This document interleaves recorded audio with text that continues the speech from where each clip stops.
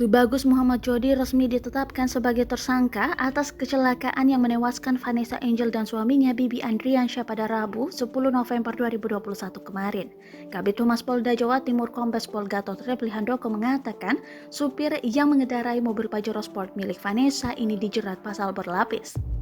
Dilansir dari tribunnews.com, pertama, Jody dikenakan pasal 310 ayat 4 Undang-Undang tentang Lalu Lintas Angkutan Jalan Raya dengan ancamannya 6 tahun penjara dan denda 12 juta rupiah.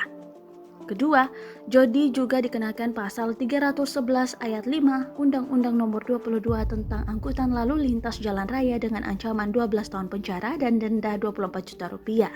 Hal ini disampaikan Gatot dalam konferensi pers di Gedung Bidang Humas Polda Jawa Timur Kamis 11 November 2021. Setelah kondisinya pulih hingga ditetapkan sebagai tersangka, kini Jody ditahan di rumah tahanan Polres Jombang, Jawa Timur.